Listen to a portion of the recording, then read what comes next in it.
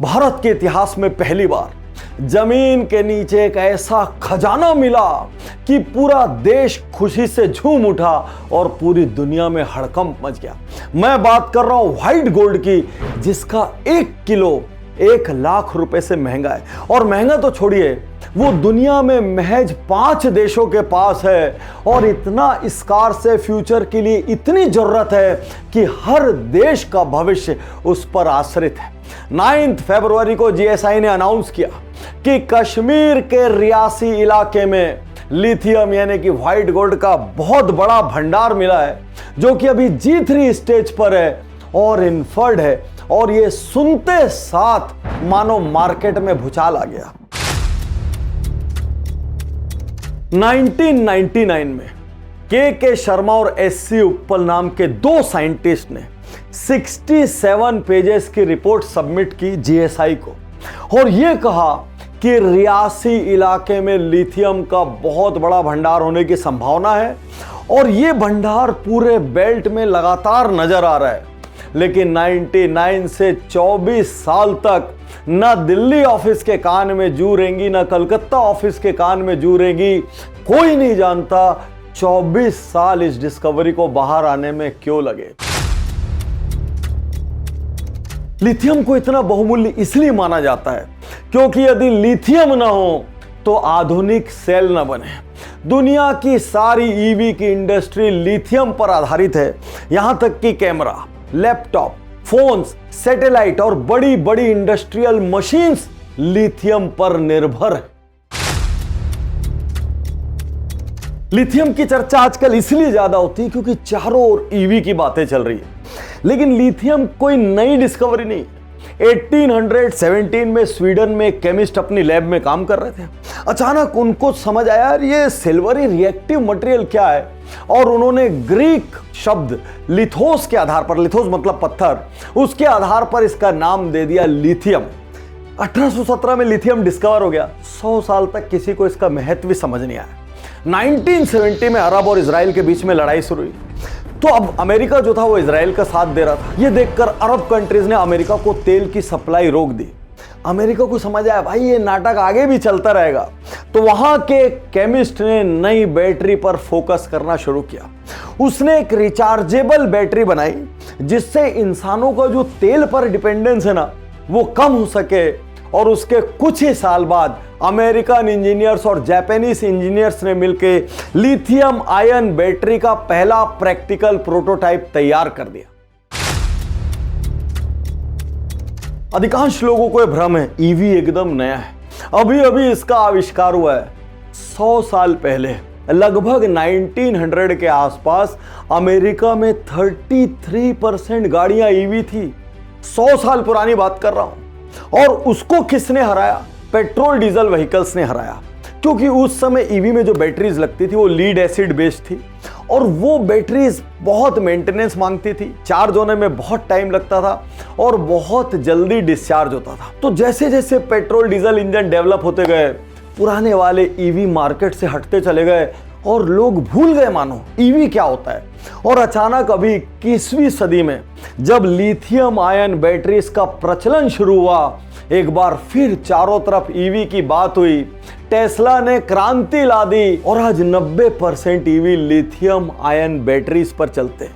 India के लिए खोज इतनी महत्वपूर्ण क्यों है, कुछ आंकड़ों से समझते हैं। ग्लोबल ईवी मार्केट लगभग $830 बिलियन का प्रेडिक्ट किया जा रहा है 2030 तक। ग्लोबल CAGR मान रहे कि 18.2% के आसपास रहेगा। उसकी तुलना में इंडियन ईवी मार्केट का CAGR 23.76% यानी लगभग 5% ज्यादा रहने की संभावना है। और इंडियन गवर्नमेंट का 2030 का सुपर एम्बिशियस प्लान क्या है?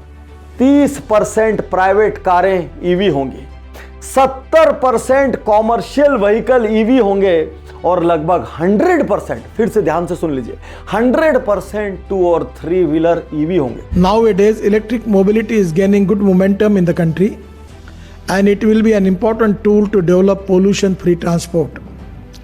We do not need any artificial push for the sale of electric vehicles in India.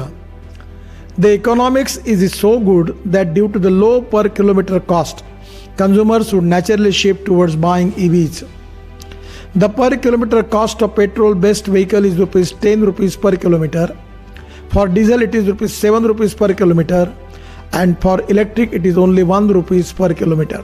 और भारत के लिए ईवी बहुत जरूरी है क्योंकि देश का बहुत बड़ा पैसा पेट्रोलियम प्रोडक्ट यानी पेट्रोल डीजल आदि को इंपोर्ट करने में जाता है।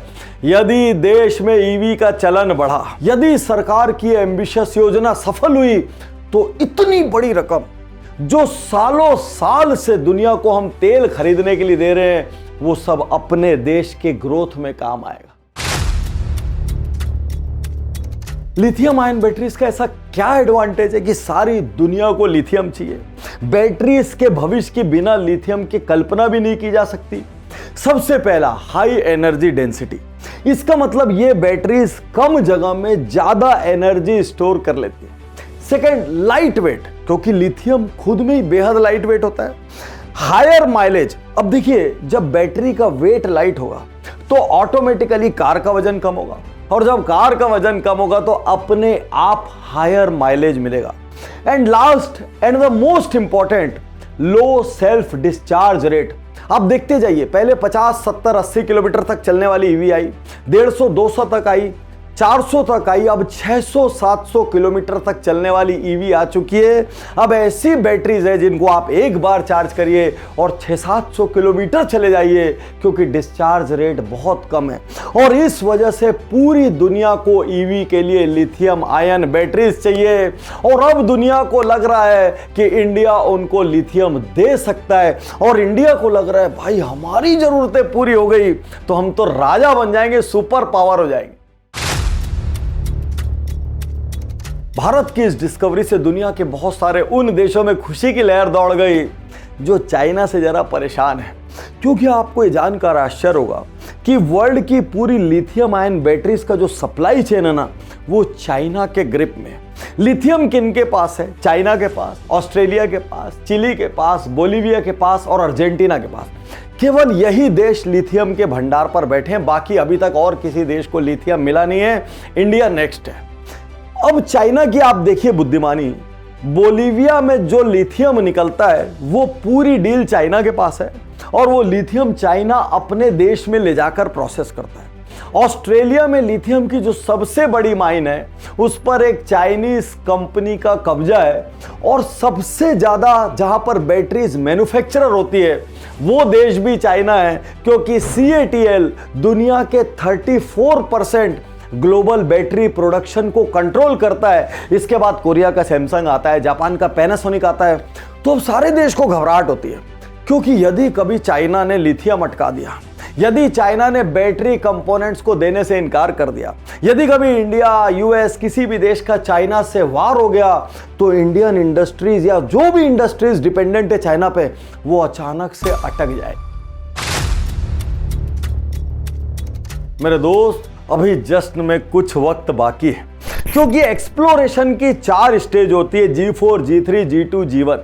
अभी जो हमारे यहाँ डिपॉजिट्स मिले वो G3 स्टेज पर है, उनको G1 तक जाना है।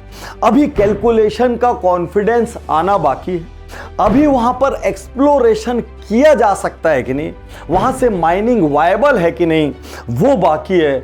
और उसके अलावा बैटरी बनाने में सिर्फ लिथियम काम नहीं आता। लिथियम सबसे वाइटल है, लेकिन उसके अलावा निकल की भी जरूरत पड़ती है, मैग्नीशियम की जरूरत पड़ती है, ग्रेफाइट की जरूरत पड़ती है। चलिए, ग्रेफाइट इंडिया में है, लेकिन अभी भी निकल और मैग्नीशियम हम बाहर से इंपोर्ट करते हैं। यहां तक कि जितने इंडियन मैन्युफैक्चरर्स हैं वो बैटरी इंडिया में असेंबल करते हैं, बाकी पार्ट इंडिया में बनाते हैं, लेकिन आज भी वो बैटरीज चाइना से मंगाते हैं। तो चलिए दुआ करते हैं ये G3 जल्दी से G1 हो जाए और जल्दी से देश में फैक्ट्रीज लग जाएं, इंडिया की ऑयल पे डिपेंडेंसी कम हो जाए, इंडिया में चारों तरफ ईवी एक्सेसिबल हो जाए, अफोर्डेबल हो जाए, और इंडिया सुपर पावर बनने की राह में आगे बढ़े। और यहां पर एक चिंताजनक बात यह, भाई फिर से इंडियन टाइम मत लगा देना, 24 साल लग गए उस खबर को आगे बढ़ने में। अब लिथियम बैटरी तक पहुंचने में ज्यादा वक्त नहीं लगना चाहिए। मैं पूरी GSI को इस खोज के लिए बधाई देता हूं, और अपने देश के लिए मुझे आनंद है। चलो सुपर पावर तो बनेंगे।